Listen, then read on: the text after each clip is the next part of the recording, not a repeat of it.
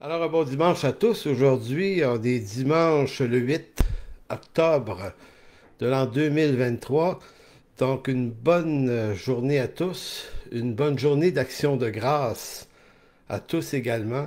Un gros merci d'être là. Comme vous pouvez le voir, exceptionnellement encore ce dimanche, l'Église en chemin tient cette célébration en Facebook Live pour la simple raison que le bâtiment que nous louons habituellement n'était pas disponible aujourd'hui. Les propriétaires devaient en faire un usage de tous les lieux de ce bâtiment-là. Donc, on a accepté sans problème de pouvoir, nous, se réunir autrement, puisqu'on maîtrise assez bien les technologies qui nous permettent de se réunir par Facebook Live. Donc, cette rencontre va être suivie pour les membres de l'Église en chemin d'une rencontre Zoom. Dans laquelle on va vous demander tout à l'heure, parce qu'on va souligner l'action de grâce, non pas pendant la prédication, mais durant le Zoom. Donc, on aimerait ça que chacun, ou tous ceux qui veulent, puissent élever une action de grâce pour quelque chose de particulier dans leur vie à eux, au-delà des tourments qu'on peut vivre, des revers de toutes sortes, maladies, revers de fortune, injustice, blessures de toutes sortes, qui accaparent souvent l'essentiel de tout notre temps et nos pensées. Ça ne nous permet pas tout le temps, ça, de se rappeler les bontés de l'Éternel. Donc, ce matin, on va, chacun d'entre nous, ceux qui veulent, pendant la rencontre Zoom, les membres de l'Église, on va élever chacun à notre tour une action de grâce pour quelque chose de vraiment béni. Donc ça va être juste après, évidemment, cette prédication-là. Donc aujourd'hui, on est toujours dans notre suite de notre étude de la lettre de Paul aux Romains. On est à la séance 96. On est rendu maintenant au chapitre 14. Donc, les chapitres 14, 15, 16 et plus, il reste quelques chapitres dans Romains. On va terminer ça bientôt, là, dans quelques semaines, parce que les prochains chapitres sont moins denses en termes de contenu. C'est beaucoup plus de la pratique. Donc, et on va poursuivre ça aujourd'hui. Donc, allez dans Romains, chapitre 14, verset 1. J'ai intitulé cette prédication Faites accueil à celui qui est faible dans la foi. C'est le premier verset de Romains 14. Et c'est vraiment quelque chose d'assez particulier parce que euh, John Montgomery Boyce, qui est le principal théologien sur qui, dont je lis les commentaires sur la lettre aux Romains pour cette étude, fait remarquer que l'apôtre Paul réserve pas moins de, c'est au-dessus de 30, je me souviens plus, 30 quelques versets, juste pour 36 versets, ouais, pour traiter de la relation entre les frères et les sœurs dans une église, entre le fort et le faible. Donc, c'est du chapitre 14, 1 jusqu'au chapitre 15, verset 13. Donc, c'est beaucoup. C'est énormément d'informations, mais sur un seul sujet. Et il dit, c'est comme si Paul accordait plus d'espace sur les relations humaines dans l'Église que sur certaines autres doctrines, même celles de la sanctification, de l'élection, de toutes sortes d'autres sujets qui viennent avant, dans la même lettre aux Romains. Ça ne signifie pas que c'est absolument plus important, ça signifie simplement que pour l'apôtre Paul, il y avait de l'instruction à amener sur le sujet. Donc, je vous fais lecture des versets 1 à 4 de Romains 14 en disant ceci. Faites accueil à celui qui est faible dans la foi et ne discutez pas sur les opinions. Tel croit pouvoir manger de tout, tel autre qui est faible ne mange que des légumes. En passant, ça ne dit pas qu'être végétarien, c'est d'être un faible, c'est que il y avait des raisons religieuses à l'époque pour lesquelles certains mangeaient que des légumes et se refusaient à manger des viandes par peur qu'elles soient sacrifiées aux idoles. Donc, il y avait ça. Donc, que celui qui mange ne méprise point celui qui ne mange pas, et que celui qui ne mange pas ne juge point celui qui mange, car Dieu l'a accueilli. Qui es-tu, toi, qui juges un serviteur d'autrui? S'il se tient debout, s'il tombe, cela regarde son maître, mais il se tiendra debout, car le Seigneur a le pouvoir de l'affermir. Donc, quand on regarde ce texte, ces quatre premiers versets sur les 36 euh, qui vont, qui font partie de ce schéma-là, on voit un peu là, l'encre est jetée à la mer ici là, pour comprendre l'importance. Donc, ne point juger son frère sur des questions qui sont d'ordre secondaire, et en particulier si le frère ou la sœur sont des personnes très jeunes dans la foi, donc qui n'ont pas toujours, qui ont pas toujours la connaissance théologique, la saine doctrine nécessaire pour distinguer entre une chose et une autre. Donc l'apôtre Paul disait, bon, écoutez, retenez ça, là, soyez plus matures, comprenez que le Seigneur va les instruire. C'est pour ça qu'il dit, qui es-tu, toi qui juges, verset 4, serviteur de Dieu, s'il se tient debout, s'il tombe, cela regarde son maître. Ici, dans d'autres mots, c'est le Seigneur qui est le Seigneur de cette personne-là, mais il se tiendra debout, car le Seigneur a le pouvoir de l'affermir. Donc, c'est pas toujours à nous d'intervenir pour essayer de faire grandir les gens plus vite qu'il ne le faut. Je me souviens, quand j'étais au Saguenay, il y avait une phrase qui guidait ma réflexion là-dessus. C'était que je ne pourrai jamais faire mieux que l'Esprit Saint, l'œuvre de Dieu dans le cœur des gens de notre Église. Donc, ça ne signifie pas qu'on ne doit rien faire, ni qu'on ne doit pas les instruire, mais il y a une œuvre de l'Esprit aussi qui est nécessaire. Donc, on sent que l'apôtre Paul veut nous demander d'avoir le pied un peu sur le frein avec les jeunes dans la foi. Il faut se souvenir, dans la période de ma conversion, il y a exactement 40 ans de ça, pas dans notre église, mais dans certaines autres églises autour, on entendait dire qu'il y avait des gens qui se convertissaient, et puis là, il y avait des gens dans l'église, le pasteur et certains autres, qui allaient visiter sa maison ou leur maison pour essayer d'en ressortir tous les objets qui pouvaient être occultes. Hein? On vidait ta bibliothèque, tes disques, on regardait certaines affaires que tu avais, si tu avais des œuvres d'art, c'est peut-être démoniaque. Vous savez, le problème, c'est aussi celui-là, c'est qu'il y a des gens qui sont jeunes dans la foi, qui manquent de connaissances, mais il y a aussi des gens qui devraient avoir de la connaissance, donc ces anciens-là, mais qui visiblement agissaient avec un manque de sagesse monumental, pensant que des objets peuvent être possédés et que c'était dangereux pour la personne. Donc, on va essayer de débroussailler ça cette semaine, et la semaine prochaine, on va faire la suite de ça. Donc, curieusement, donc ça, je l'ai dit, le 36 verset. Donc, ne discutez pas sur les opinions. C'est ce que Paul affirme. Ne discutez pas sur les opinions, c'est le verset 1. Le mot opinion, j'attire votre attention, c'est le mot dialogismos. Dialogismos, opinion. On entend dans ce mot-là différents mots qui ont une connotation francophone aussi. Il y a le mot dialogue qui est dans ce mot-là. Il y a le mot logos. Il y a le mot logismos, les logiques, raisonnement. Donc, c'est un mot, selon les dictionnaires d'étymologie, qui a changé de signification. Ce que ça voulait dire du temps des Grecs et des Romains, aujourd'hui, on en a fait un mot avec un glissement de sens. Mais à l'époque, le mot dialogismos fait référence à des raisonnements et non pas à du dialogue, ce que le mot a fini par vouloir dire avec le temps qui passe. Ici, on parle de raisonnement et de conviction personnelle. Donc, quand l'apôtre Paul ne discutait pas les opinions, il est en train de dire, perdez pas de temps à vouloir échanger sur des raisonnements et des convictions que des personnes jeunes dans la foi pourraient avoir, qui ne relèvent pas nécessairement de la doctrine principale de l'Écriture. On parle ici de sujets qui relèvent souvent de traditions culturelles, voire même religieuses, qui, dans le cœur d'un jeune croyant, qui se donne à Christ maintenant, n'est pas complètement libéré de l'importance que ces croyances-là avaient pour lui dans son ancienne religion.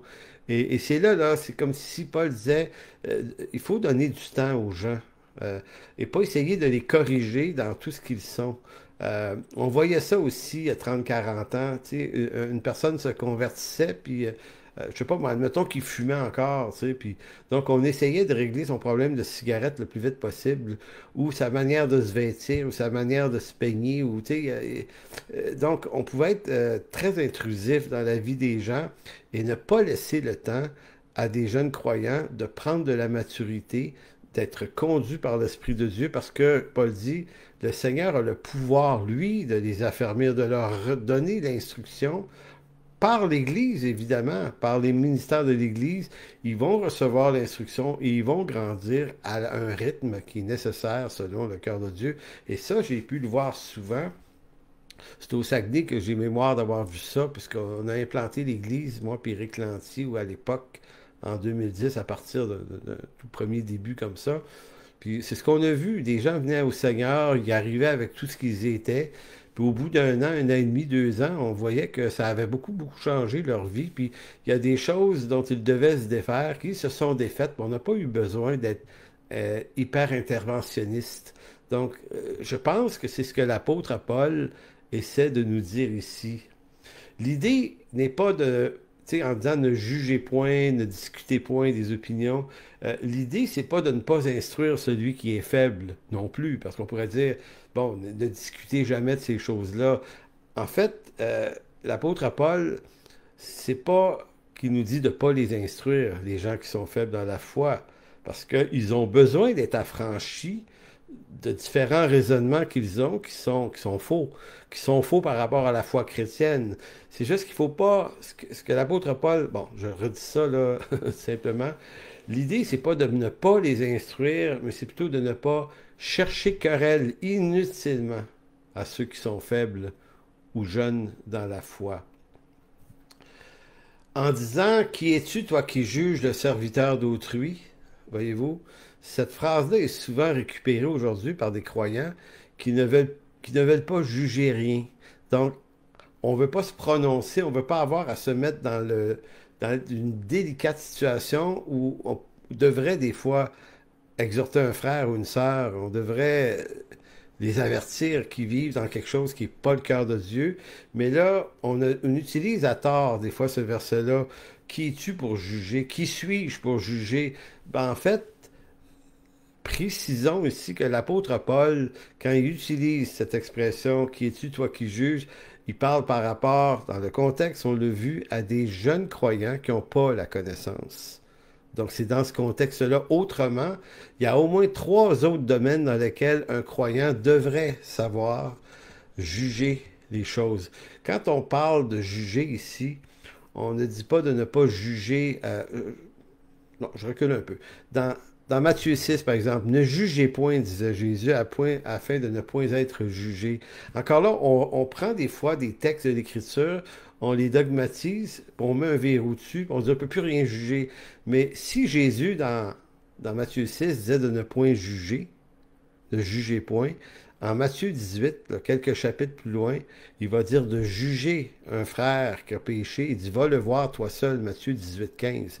Donc, c'est pas, faut pas barrer les choses, faut les comprendre dans leur contexte et dans l'ensemble des textes de l'Écriture. Donc, ne point juger, là, ça signifie que c'est pas mon jugement sur les choses, c'est pas mon opinion qui doit juger une situation ou un frère, c'est l'Écriture. Quand je rappelle ce que l'Écriture dit sur un comportement, je laisse l'Écriture juger, je ne juge point moi-même. Donc, dans ce sens-là, on ne devrait pas juger, c'est-à-dire avoir un jugement qui n'est pas de l'Écriture sur des situations. Mais lorsqu'on rappelle l'Écriture, ben, on fait un jugement qui est souvent juste. Mais encore une fois, si on se ramène dans Romains 14, on comprend qu'on ne doit pas faire ça tout le temps, toujours, et pour n'importe quoi, dans n'importe quel contexte. Il faut apprendre à mesurer les choses.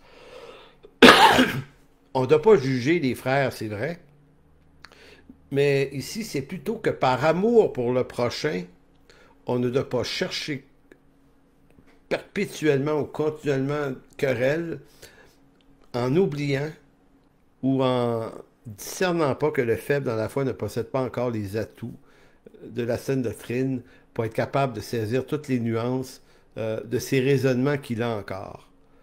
Donc, il y a 3 domaines où l'Écriture nous demande de juger. Il y en a peut-être 4 d'ailleurs, là, mais j'en ai 3 ici qui me sont venus clairement à l'esprit. Le premier des 3, ça s'était passé dans Galates chapitre 2, verset 14. C'est l'histoire de Pierre et de Paul qui sont à Antioche, qui mangeaient avec des incirconcis, ce qui, selon la loi de Moïse, n'était pas permis dans l'Ancienne Alliance, mais qui l'est dans la Nouvelle. Et il est écrit que Pierre, voyant des hommes venant de Jérusalem, des chrétiens de Jérusalem qui étaient montés à Antioche, par crainte des circoncis, s'est tenu à l'écart. Donc il s'est levé, puis s'est tenu loin des païens, Mais alors que Céphas, Pierre, sait que c'est pas un problème, mais ces chrétiens, ces judaïsants-là de Jérusalem exerçaient sur lui une espèce de crainte. Donc Pierre, c'est un homme qui a ce problème-là. C'est pas le gars qui se tient tout le temps debout devant les circonstances et les personnes. Donc on comprend cette crainte-là. Et l'apôtre Paul, au verset 14, vous dit, voyant qu'il ne marchait pas droit selon la vérité de l'Évangile, je le dis assez fort en présence de tous, et ainsi de suite. Donc, Paul s'est pas dit, OK, Pierre se lève, il se tient à l'écart des circoncis, ce qui est très, très blessant et méprisant envers eux. C'est pas bien grave. Oh, non. Pourquoi il avertit Pierre, puis pourquoi il l'avertit devant tous? Ben parce que Pierre a commis une faute devant tous. L'autre chose, c'est que Pierre n'est pas un jeune croyant. Donc, si Paul avait eu affaire à un croyant qui se serait tenu à l'écart, mais qui est très très jeune dans la foi, probablement que Paul n'aurait pas soulevé le problème du tout. Il aurait dit, bon, regarde, lui, c'est un immature, il est jeune dans la foi, ça donne rien que je le reprenne. Il n'y a pas la compréhension de la vérité. Mais Pierre a la compréhension de la vérité. Pierre savait qu'il ne pouvait pas se tenir à l'écart. Il savait Dieu lui avait montré dans Actes 10 et 11, souvenez-vous, lorsqu'il y a eu la vision des nappes, puis lorsqu'il s'est rendu chez Corneille, puis il a vu leur conversion. Pierre, c'est un homme en vue dans l'Église, très important. Il a la connaissance, et néanmoins, il est passé à côté ici, donc Paul l'avertit. Donc, en d'autres mots, tu peux juger des situations quand elle implique une personne qui n'est pas un jeune croyant et qui devrait avoir la connaissance, mais qui ne marche pas selon cette vérité. Ça, c'est le premier point. Le deuxième, c'est toujours l'apôtre Pierre en 1 Corinthiens 5.3. Ça parle de l'histoire de cet homme qui vivait dans l'immoralité sexuelle. Il avait pris sa belle-mère pour épouse, pas pour épouse, mais pour femme. Il restait avec elle. Et Paul était complètement excédé en disant, ben voyons donc, vous laissez faire ça, Corinthiens. Donc, ici, là, des péchés qui sont de nature immorale pour des croyants qui devraient avoir la connaissance. Tu sais, quand on accueille des fois des gens dans nos églises, il y a des gens qui ne sont pas mariés, qui viennent dans nos églises, mais qui viennent de connaître le Seigneur, et puis bon, on ne les dérangera pas avec ça. On sait que le Seigneur va travailler ça dans leur cœur éventuellement. Mais pour des croyants qui connaissent l'Écriture, savent que le mariage doit être honoré de tous. Donc, l'apôtre Paul, ici, s'insurge contre les Corinthiens en disant, vous auriez dû juger une telle affaire. Il dit, pour moi, absent de corps, mais présent d'esprit, j'ai déjà jugé comme si j'étais présent celui qui a commis un tel acte. Donc, c'est le deuxième point. Le troisième point qui peut être jugé, qui doit être jugé, c'est les hérésies divisionnaires. C'est dans Romains 16, 17. L'apôtre Paul dit ceci, je vous engage instamment, chers frères, à prendre garde à ceux qui sèment des divisions, qui sèment la division et égarent les autres, en s'opposant à l'enseignement que vous avez reçu. Éloignez-vous d'eux. Donc, ceux qui créent des divisions par de la fausse doctrine de l'hérésie, Paul est sévère, là, éloignez-vous d'eux, là, c'est quand même pas rien. Ça touche tous ceux qui causent des problèmes dans l'Église, division, égarement, les manipulateurs, les menteurs, tout ça, là, Paul dit non, vous pouvez pas tolérer ça. Si ça égare les gens dans l'Église, là, vous devez agir, vous devez juger. Donc, j'ai mentionné ces trois points-là. Pourquoi? Ben, pour balancer l'idée qu'on ne devrait jamais rien juger. En fait, c'est faux. Il y a vraiment des comportements qui doivent être pris en charge à l'Église, qui peuvent amener des mises en discipline. C'est important. Maintenant, concluons sur cette première partie-là en disant ceci. Il faut agir avec discernement. Je répète, une personne qui est jeune dans la foi, qui arrive à l'Église avec son bagage de toutes sortes de choses, de faiblesses, de pratiques de toutes choses, c'est là que Paul va dire, ben, quand il s'agit d'un jeune croyant, faites attention, attendez, laissez Dieu agir, laissez l'instruction faire son travail, entrez pas en querelle, essayez pas de mettre les gens en règle le plus vite possible comme si c'était ça le but. Mais c'est pas la même chose avec un croyant qui aurait l'expérience et la connaissance. Dans ce cas-là, l'intervention est absolument nécessaire. Donc, on parle de sujets pour lesquels les personnes jeunes dans la foi n'ont pas une connaissance suffisante pour s'affranchir de ces pratiques auxquelles ils attachent de l'importance, et notamment dans les textes qu'on va lire, qu'on a lus aujourd'hui, mais qui vont venir dans les prochaines semaines, il y a le respect des fêtes, le respect de la nourriture, les viandes sacrifiées aux idoles. Il y avait plein de choses. Les fêtes païennes, c'était quand même quelque chose. N'oubliez pas que du temps de Paul, on est dans le monde gréco-romain, avec une multiplicité d'idoles. Il y a des idoles en veux-tu, en v'là, dans ce monde-là. Puis il y a des pratiques qui sont rattachées à ces temples-là. Il y a toutes sortes d'oracles, de pratiques, de sacrifices. Et on adhère à des idées qui sont fausses à l'époque. C'est que lorsqu'on offrait un animal dans un temple à un tel dieu, il y avait l'idée que le dieu en question pouvait allait habiter maintenant le corps de l'animal sacrifié. Et que lorsque ceux qui pratiquaient ce culte-là, eux, voulaient manger ensuite de la viande, de cette viande sacrifiée à cette idole, parce qu'ils voulaient avoir une prière ou un oracle de ce Dieu-là. Donc on se mettait en communion avec des démons par le truchement d'un sacrifice qu'on consommait. Bon, c'est une pratique usuelle fréquente dans l'Antiquité qui n'existe plus aujourd'hui, en tout cas à ma connaissance, mais c'était un des gros défis. Donc, c'est comme si, quand on allait magasiner sa viande dans les étals de boucher publics à l'époque, dans les pays païens, c'était une question qui se posait. Telle viande que vous vendez, ça a-tu été sacrifié dans un temple, ça, avant d'être vendu ici? Si oui, à quel Dieu? Et il y avait des chrétiens qui disaient, euh, je viens de me convertir, là, et puis je crois qu'il y a un démon dans cette viande-là, j'en mange pas, tu sais. Voyez-vous, et là, l'apôtre Paul était coincé avec ce genre de pratique-là à l'époque. Donc, il va amener une instruction.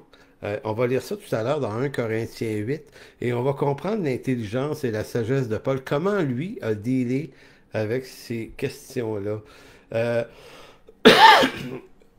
on pourrait également mentionner, faire une petite parenthèse, quand Paul nous dit de ne pas chercher querelle, de ne pas discuter sur les opinions, les avis, même si ce n'est pas tout à fait le contexte ici, je pense qu'il en va de même avec les pratiques qui se retrouvent dans différentes églises.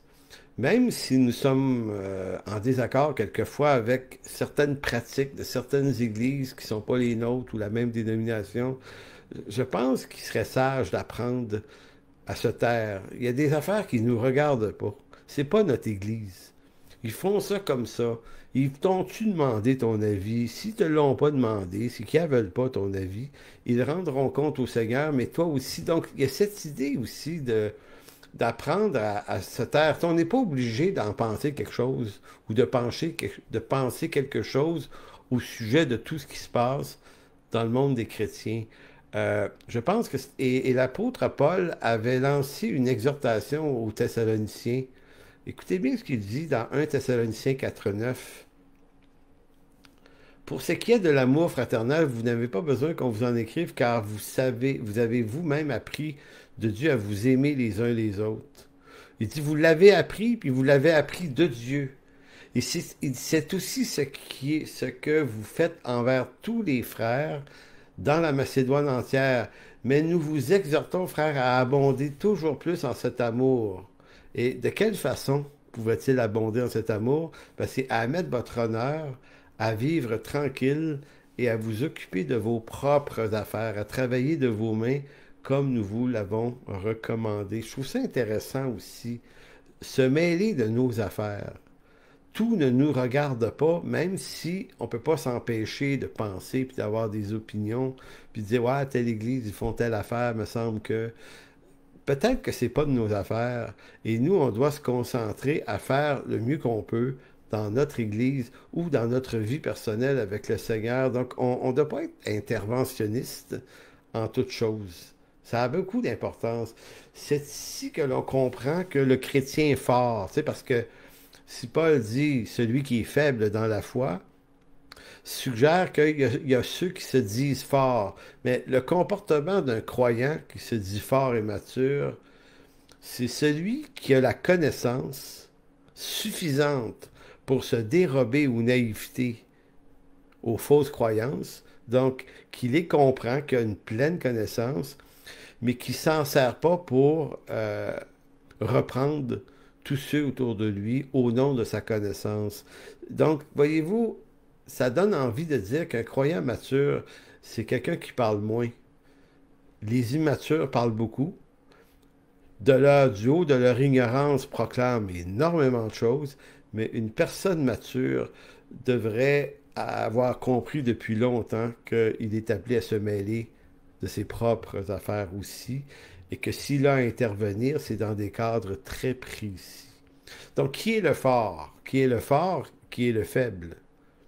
Le texte de Romains 14 ne mentionne pas, le texte de Romains 14 ne mentionne pas le fort en tant que tel, mais sous-entend sa présence comme étant celui qui ne se laisse pas déranger par ce qui est de la moindre importance.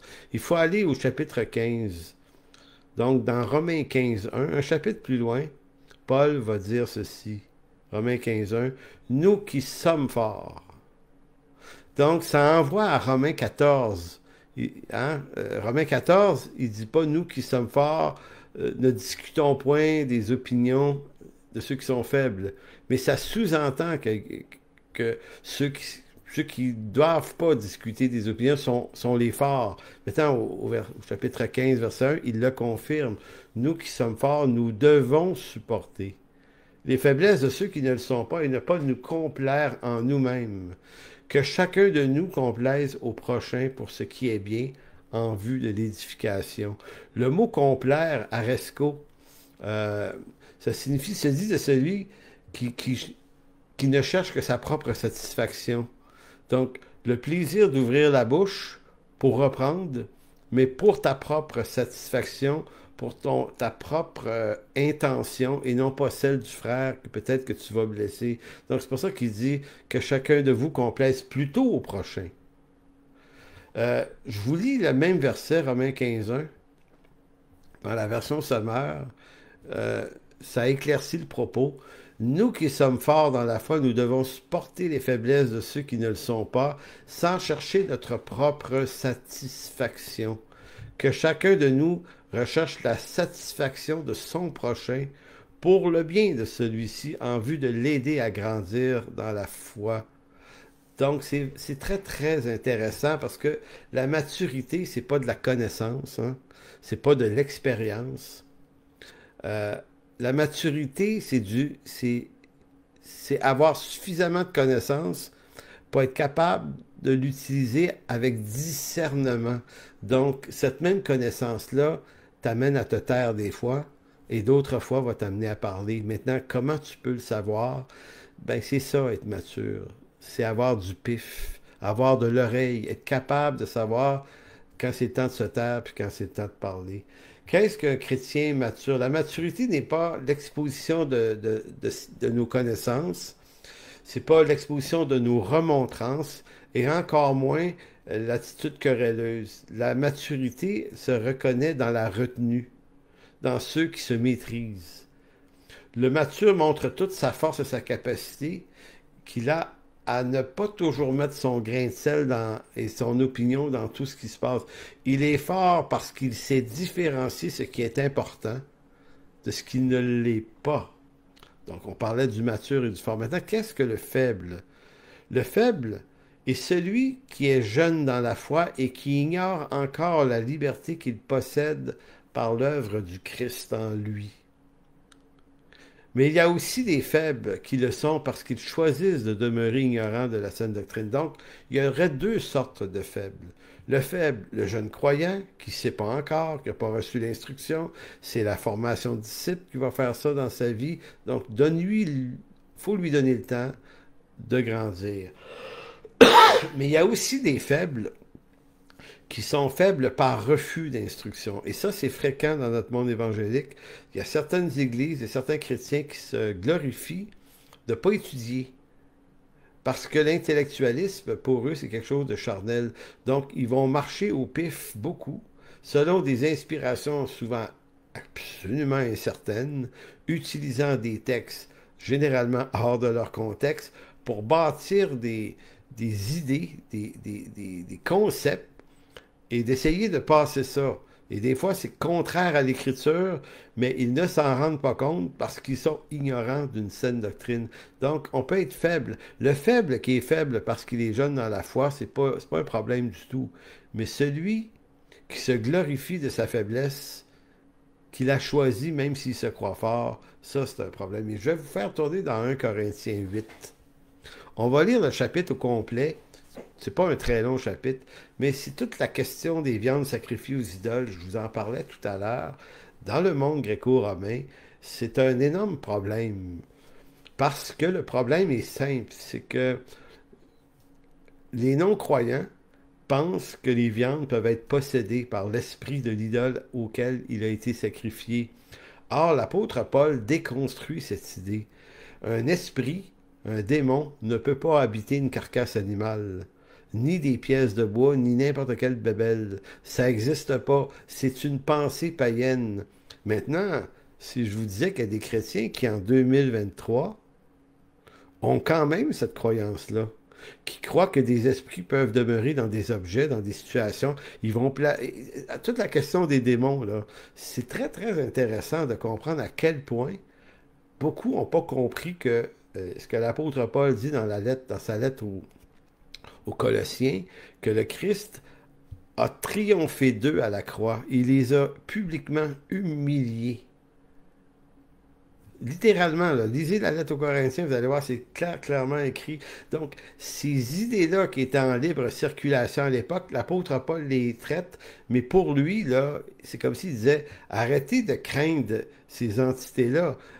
Pour peu qu'il y en ait, ils sont déjà vaincus. Et même si elles n'étaient pas vaincues, vous avez Christ en vous. De toute façon, c'est la chose la moins redoutable. C'est la chose que vous devriez le moins craindre. Donc, l'apôtre Paul, lui, avait pas de problème à manger des viandes sacrifiées aux idoles. Il essayait même pas de savoir si la pièce de viande avait été sacrifiée à tel dieu ou tel dieu. Il s'en foutait littéralement parce que ça n'existe pas. Mais il dit, par contre, il y a malheureusement des croyants pour qui la chose existe. Et donc, ici, là, vous allez voir dans ce texte-là, c'est l'espèce de discernement. C'est pas parce que toi, tu es libre et que tu sais qu'une viande ne peut pas être habitée par un esprit que tu devrais manquer de sagesse si tu es en présence d'un jeune croyant qui, lui, n'a pas cette connaissance. Donc, 1 Corinthiens 8.1, pour ce qui concerne les viandes sacrifiées aux idoles, nous savons que nous avons tous la connaissance enfle, mais la charité édifie. Si quelqu'un croit savoir quelque chose, il n'a pas encore connu comme il faut connaître. Mais si quelqu'un aime Dieu, celui-là est connu de Dieu. Pour ce qui est donc de manger des viandes sacrifiées aux idoles, nous savons qu'il n'y a point d'idole dans le monde et qu'il n'y a qu'un seul Dieu.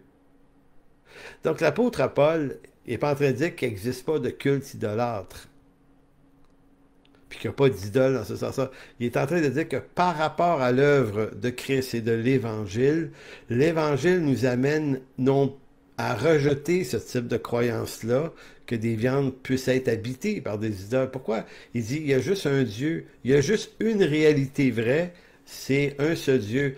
Verset 5, « Car s'il est des êtres qui sont appelés Dieu, et là, on voit très bien Paul faire référence au monde païen, grec, romain, qu'appelle qu'une multitude de dieux. Donc, s'il est des êtres qui sont appelés Dieu, soit dans le ciel, soit sur la terre, comme il existe réellement plusieurs dieux et plusieurs seigneurs, néanmoins pour nous, nous qui?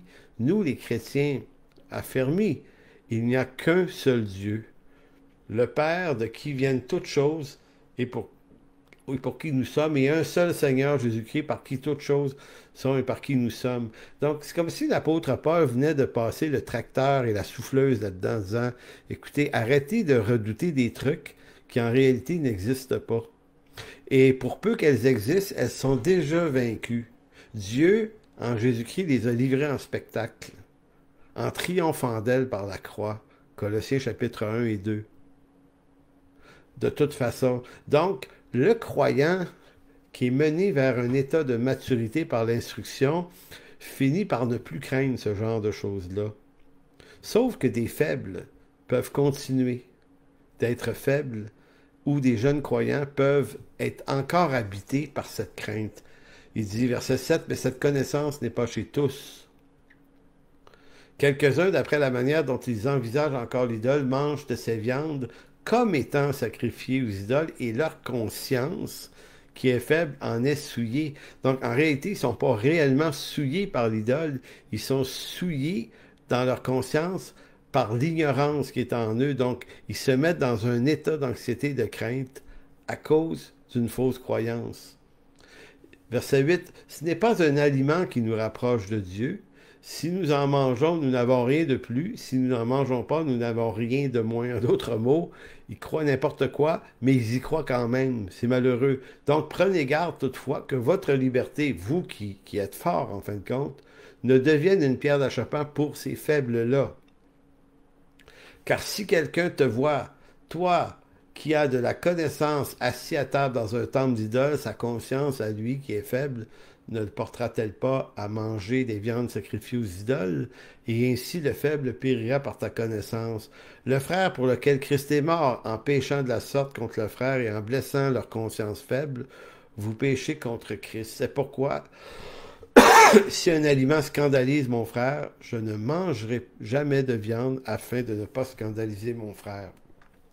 Donc, vous entendez l'intelligence de Paul. Il dit, c'est pas parce que moi j'ai la connaissance et que je sais qu'une idole ne peut pas habiter un morceau de viande que je dois absolument en manger. Et non, il dit, je dois absolument être sensible à des personnes autour de moi, des frères, des sœurs, qui n'ont pas cette connaissance, qui ont encore, sont habités par l'ignorance de la liberté qu'ils ont en Christ. Donc, je vais les aimer assez pour m'en passer, moi aussi. Ça peut être vrai pour d'autres choses, hein, pas seulement les viandes. Donc, le croyant mature, c'est celui qui n'est pas seulement mature par sa connaissance, mais par sa capacité de renoncement. Sa capacité d'être sensible, de faire attention, de comprendre qu'il est regardé, que parce qu'il est mature, justement, les gens le prennent pour modèle. Fait qu'il se dit, ouais, il faudrait que je fasse attention. Ça peut être à ma nourriture, dans le cas, aujourd'hui, ça serait plus ça, là, mais ça peut être par toutes sortes d'autres comportements. Ça peut être des fois par des jokes plates. Ça m'est déjà arrivé. Des fois, on compte une joke, puis on se dit, j'aurais pas dû la compter, celle-là, t'es un petit peu trop... Il y a toutes sortes de situations. Donc, une personne mature, c'est quelqu'un qui est en pleine possession d'un saint discernement des choses. Donc, Paul mangeait de tout ce qui se vend au marché, lui, sans s'enquérir de la provenance des aliments qu'il mangeait, parce qu'il savait que les démons ne peuvent pas posséder des aliments ou des objets. Ça, ce sont des païens qui croient ça. Or, la connaissance qui nous rend libres de ces craintes ne doit pas pour autant nous rendre sensibles ou insensibles à ceux qui sont encore dans l'ignorance. Cela dit, la responsabilité du faible est quand même de s'instruire pour trouver la liberté de ces choses qui sont fausses. Donc ici, on va prendre un petit virage, puis on va aller lire un texte d'Ésaïe 44. Et on va aller vers la fin. Avec ça, ça va aller vers la conclusion. C'est que d'un côté, il y a deux nuances à saisir absolument ici. D'abord, je le répète, celui qui est mature et fort dans la foi doit être sensible à celui qui est faible, parce que jeune dans la foi, n'ayant pas la connaissance. Donc, le mature ne doit pas user de toute sa vraie liberté si cette liberté-là pourrait être une occasion de chute envers le faible. Premier point. Deuxième point, le faible, celui qui est jeune dans la foi puis qui n'a pas la connaissance, a également la responsabilité devant Dieu de s'instruire pour vivre dans la liberté. En d'autres mots, l'intelligence renouvelée, ça devient très important. L'étude de la saine doctrine, ça devient très important parce qu'on n'est pas appelé à rester faible, on est appelé à devenir mature dans la foi. Donc, c'est pour ça que je différencie des fois les faibles parce qu'ils sont jeunes dans la foi, de d'autres qui sont faibles, même après 30 ans de vie chrétienne, parce qu'ils ont méprisé le conseil de l'Écriture, puis ont choisi de rester dans des naïvetés des fois, et de croire à des choses que l'Écriture ne défend pas, mais qui sont à la mode dans le monde chrétien quand même. Et ça cause énormément de ravages. Donc, le faible, lui, doit grandir. Si le fort a l'obligation d'accueillir le faible en ne cherchant pas querelle au sujet d'opinion, cela ne signifie pas que le faible doit rester lui-même coincé dans son ignorance volontairement. La formation de disciple doit l'affranchir de son ignorance. Très, très important. Donc, je termine par Ésaïe 44 pour montrer que l'idée que des idoles ne pouvaient pas habiter des objets, c'était déjà bien, bien, bien répandu et connu chez les Juifs. Donc,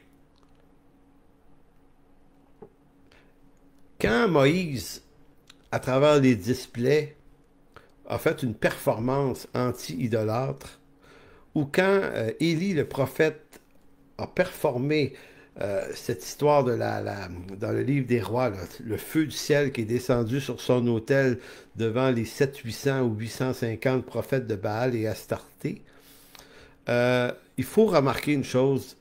Dans les deux expériences, le but n'était pas de montrer que Dieu était plus fort que les idoles. Dans d'autres mots, les idoles et les faux dieux, ou les dieux, les divinités païennes seraient réelles, mais nous, les Juifs, on a un Dieu qui est juste plus fort que les autres. Donc, je vais vous le prouver. Les displays ayant anéanti 10 formes religieuses païennes en Égypte, c'est comme si Moïse aurait voulu dire, voyez, ouais, vous avez des dieux, vous avez des trucs, mais nous, notre Dieu est juste plus fort que vous. Non, non, Moïse n'a pas fait ça. Moïse, par Dieu, a voulu montrer aux Juifs que les divinités égyptiennes n'existaient pas. Il a montré leur inertie, leur incapacité d'agir. C'était rien plus rien égale rien. C'est comme si Moïse et Dieu a amené les displays pour instruire le peuple juif à cesser de croire à des idioties païennes.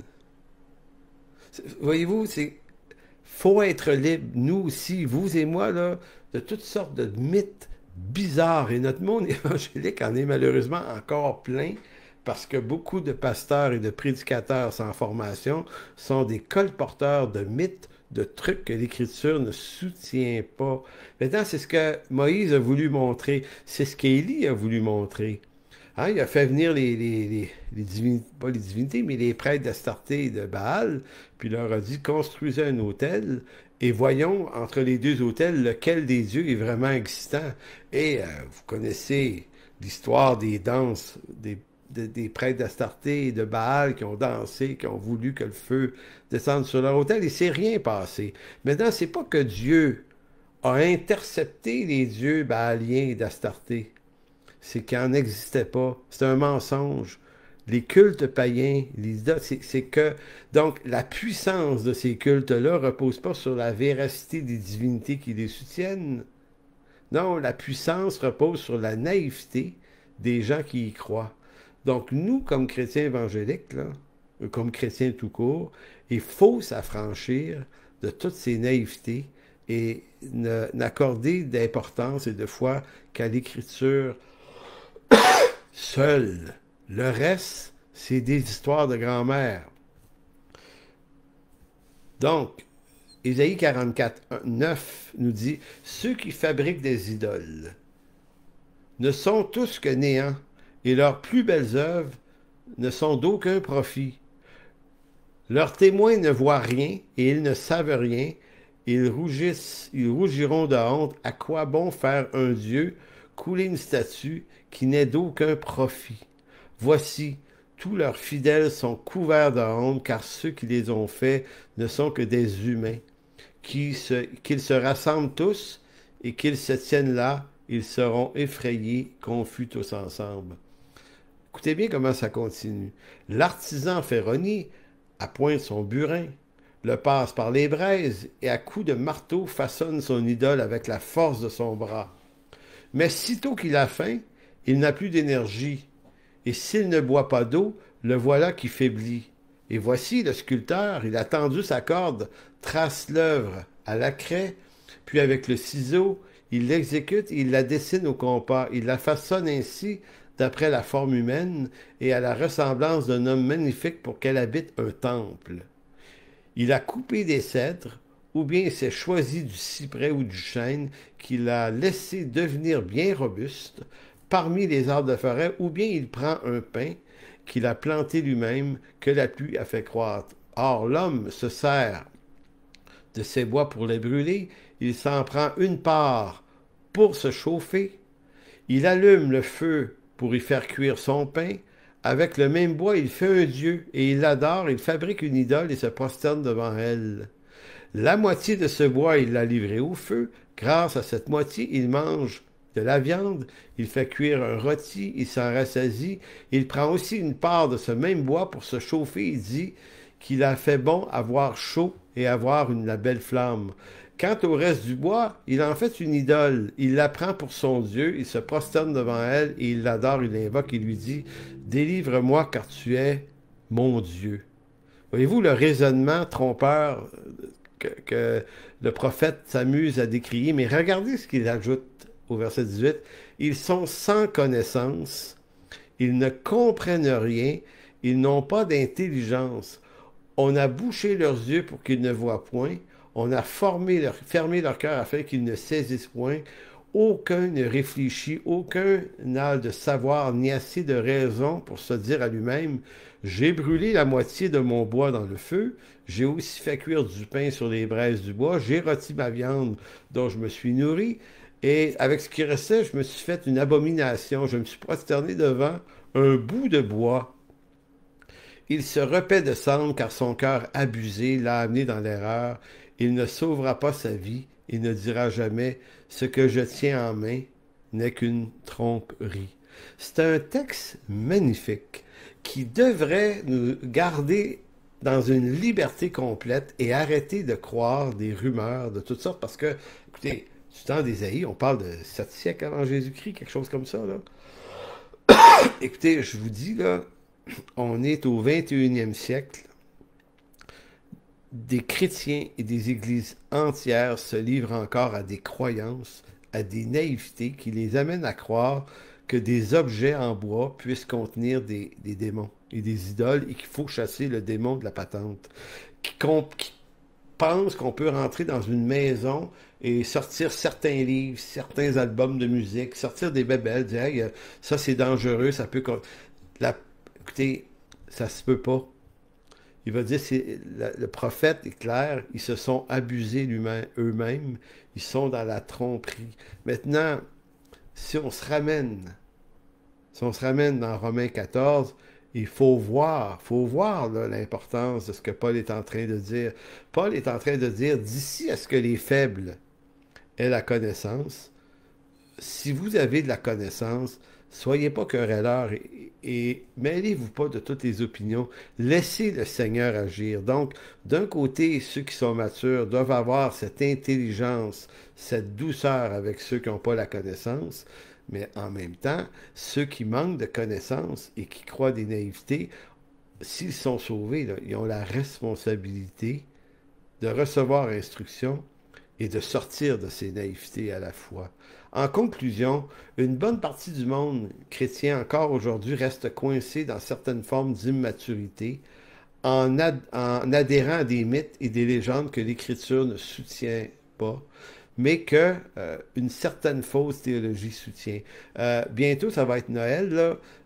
Vous allez revoir encore là, toute la gang des anti-Noël, des chrétiens anti-Noël, qui vont dire « il ne faut pas fêter Noël ». Parce qu'ils croient qu'à cette fête-là est rattachée une forme d'idolâtrie démoniaque dangereuse. La même gang qui soutiennent qu'à l'Halloween, il y a plus de démons que d'habitude. Moi, je ne suis pas en faveur de la fête de l'Halloween, en passant. Je participe pas vraiment à ça, mais il ne se passe rien ce soir-là de plus démoniaque et d'autres soirs. L'Écriture ne soutient pas cette idée-là. Maintenant, soutenez-la pas non plus. Soutenez ce que l'Écriture dit vraiment. Donc, les fêtes, là, que certains les fêtent ou que certains les fêtent pas, ça vous regarde pas. Donc, quand les chrétiens se mettent à vouloir faire des remontrances à ceux qui soulignent Noël, moi, je souligne Noël, une belle occasion de rencontrer la famille, puis nos frères, nos sœurs, nos neveux, nos nièces. Pour moi, je vois quelque chose d'utile à des fins de l'Évangile. Maintenant, quand un chrétien disait, tu ne devrais pas aller là, c'est une fête païenne, j'en ai rien à cirer de ceux qui disent des affaires de même. Pour moi, là, c'est de l'ignorance. Et si ça fait 40 ans que tu es sauvé, puis tu soutiens encore ce genre d'affaires-là, ça veut dire que ça fait 40 ans que tu refuses de grandir. Inscris-toi dans une faculté de théologie, apprends à comprendre l'Écriture avec l'intelligence renouvelée qu'elle peut nous donner. T'écouter deux, trois petits commentaires. Je me souviens qu'une fois, j'étais allé prêcher dans une église catholique. On m'avait invité dans des funérailles à amener l'homélie. Quelqu'un avait dit, hey, tu peux pas aller là, il y a des idoles là, c'est dangereux. Je dis, ben non, c'est plein d'idoles, mais s'il y a de quoi de pas dangereux, c'est bien des idoles de plâtre. C'est juste de la tromperie. Il n'y a pas de puissance là-dedans. Ouais, c'est dangereux. J'étais là, ça se peut pas. Ça se peut pas qu'un chrétien évangélique instruit de la parole raisonne comme ça. C'est la même chose pour ceux qui cherchent des démons dans les objets ou ceux qui veulent chasser les malédictions ancestrales. Et là, je pourrais vous en nommer. Il y a plein de bébelles de même qui n'ont d'existence que dans les mythes naïfs de ceux qui les croient. Donc, c'est pour ça que dans cette étude qu'on va poursuivre la semaine prochaine, on va essayer de s'intéresser à toutes ces questions-là, notamment les fêtes. Telles accordent de l'importance au jour, d'autres en accordent pas. Maintenant, où est la vraie liberté de l'enfant de Dieu là-dedans? C'est ce que nous verrons la semaine prochaine. Donc, Seigneur, merci de bénir cette rencontre aujourd'hui. Merci de bénir cette parole que tu nous donnes si richement par la bouche de l'apôtre. Seigneur, on veut te rendre grâce pour l'intelligence spirituelle que tu as donnée à cet homme, Paul, qui dans ses instructions est rempli de subtilité puis de finesse qui sont extrêmement enrichissantes pour nous, qui sommes parvenus dans ces temps où nous vivons aujourd'hui, Seigneur, où on vit dans un monde qui est complètement hostile à toi.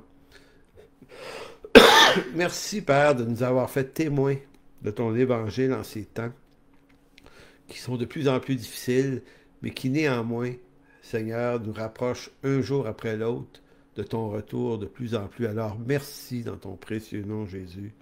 Amen.